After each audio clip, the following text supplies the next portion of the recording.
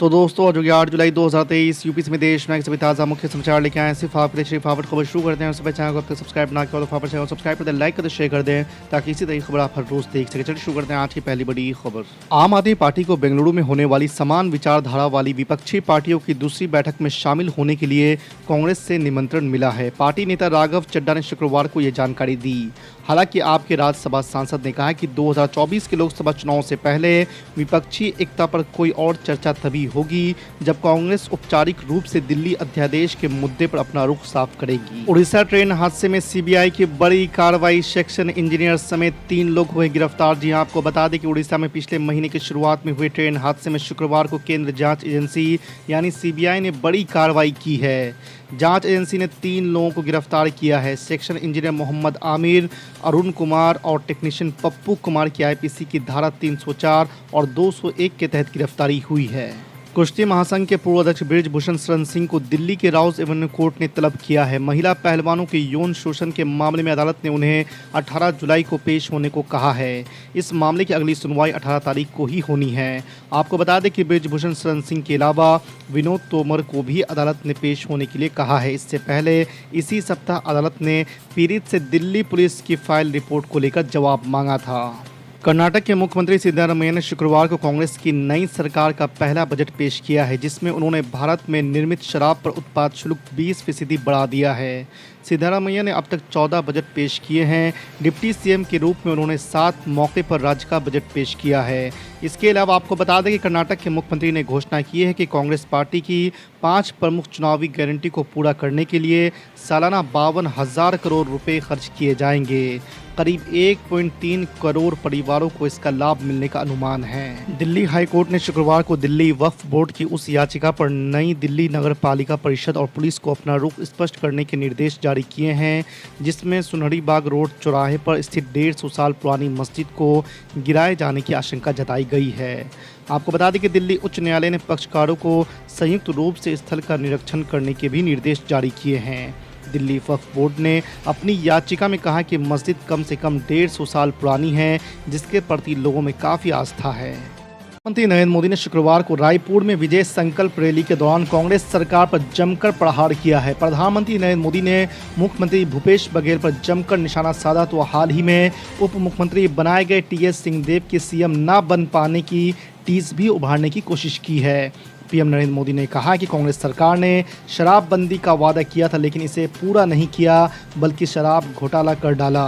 PM Modi ने कहा कि गंगा की झूठी कसम खाने का पाप कांग्रेस ही कर सकती है। गुजरात हाई कोर्ट ने मोदी उपनाम टिप्पणी के खिलाफ मानहानि मामले में राहुल गांधी की सजा पर रोक लगाने से इनकार करते हुए सत्र न्यायालय के आदेश को बरकरार रखा है।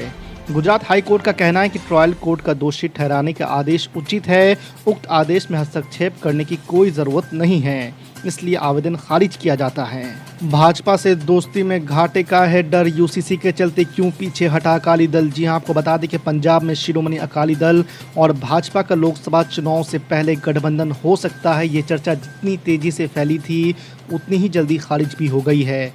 एक तरफ अकाली दल के नेता सुखबीर सिंह बादल ने ऐसे कयासों को खारिज कर दिया, तो वहीं पंजाब के भाजपा प्रभारी विजय रूपानी ने भी ऐसे किसी समझौते से इनकार किया है। उन्होंने कहा कि भाजपा राज्य की सभी 13 लोकसभा सीटों पर अपने दम पर चुनाव लड़ने जा रही है। कांग्रेस नेता राहुल गांधी को गुजरात हाई कोर्ट से झटका लगा है। मानहानि केस में राहत की मांग वाली याचिका खारिज कर दी गई है। हाई कोर्ट के फैसले पर उनकी बहन और पार्टी की राष्ट्रीय महासचिव प्रियंका गांधी वाड्रा की भी प्रतिक्रिया सामने आई है। उन्होंने इस फैसले को अहंकारी सत्ता का हथकंडा करार दिया है। इसके लिए उन्होंने रामधारी सिंह दिनकर की बहुचर्चित कविता समर शेष है का सहारा लिया है। भारी बारिश से बिहार का दरभंगा शहर पानी पानी हो गया है। डीएमसीएच के अस्पताल से लेकर कॉलेज तक में पानी भर गया है। इतना ही नहीं, कई थानों में भी पानी भर जाने से माल खाने की गाड़ियां डूब गई है। आपको बता दें कि इस बीच डीएमसीएच प्रबंधन ने मेडिकल कॉलेज में 8 जुलाई तक सारे क्लास सस्पेंड कर दिए हैं, क्योंकि हॉस्पिटल और कॉलेज परिसर में भीषण जल जमाव से लोगों को बेहद परेशानी हो रही है। एनसीपी के राष्ट्रीय अध्यक्ष शरद पवार ने कहा कि जो लोग उन्हें छोड़कर गए हैं उनको बड़ी कीमत चुकानी होगी। आपको बता दें कि गुरुवार को राष्ट्रीय कार्यकारिणी की बैठक के बाद मीडिया से बात करते हुए शरद पवार ने कहा कि मुझे खुशी है कि जिन लोगों को निष्कासित किया गया उनको छोड़कर बाकी अन्य लोग इतने कम समय में बैठक के लिए आए। शरद पवार ने कहा है कि वे ही एनसीपी के अध्यक्ष हैं। राजधानी दिल्ली में कांग्रेस की एक बड़ी और अहम बैठक हुई थी। बैठक में राजस्थान के कुल 29 कांग्रेसी नेता शामिल हुए थे। आपको बता दें कि राजस्थान की राजनीति में दिलचस्पी रखने वालों की नजर इस मीटिंग पर सुबह से ही बनी हुई थी। दरअसल नवंबर दिसंबर में राजस्थान में विधानसभा चुनाव होने हैं। कर्नाटक में सरकार बनाने के बाद कांग्रेस का जोश हाई है।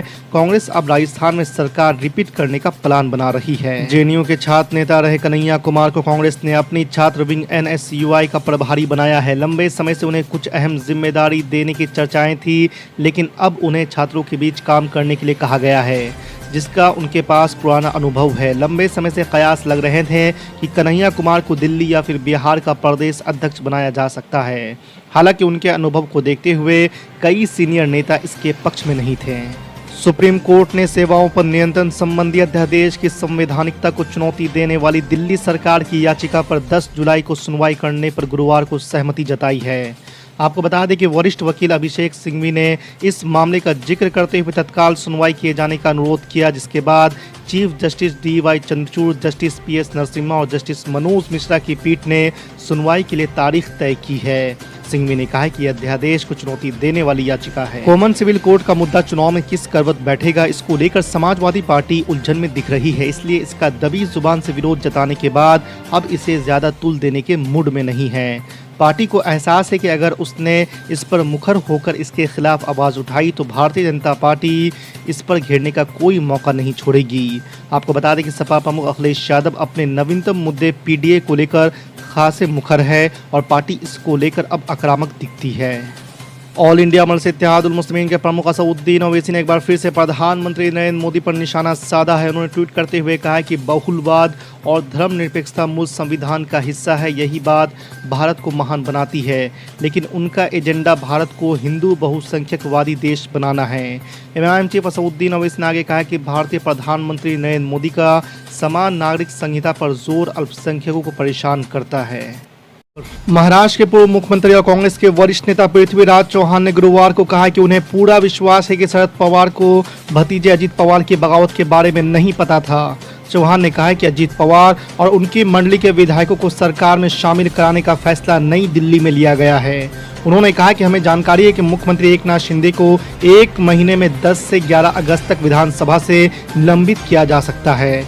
ऐसे में अगर शिंदे और उनके 16 विधायक अयोग्य हो गए तो सीएम पद अजीत पवार के पास आ सकता है। आरजेडी प्रमुख लालू प्रसाद यादव ने एनसीपी में हुई टूट पर बड़ा बयान दिया है। शरद पवार की राजनीति से रिटायरमेंट पर हो रही बहस के बीच लालू यादव ने उनका समर्थन किया है। लालू यादव ने कहा कि बुरा आदमी राजनीति में कभी रिटायर नहीं होता। दरअसल आपको बता दें कि महाराष्ट्र के डिप्टी सीएम अजीत पवार ने एनसीपी पर कब्जा करने के बाद कहा था कि शरद पवार के रिटायरमेंट का समय हो गया है। लालू यादव ने इस पर तंज कसते हुए कहा कि भतीजे के कहने से शरद पवार रिटायर नहीं होंगे।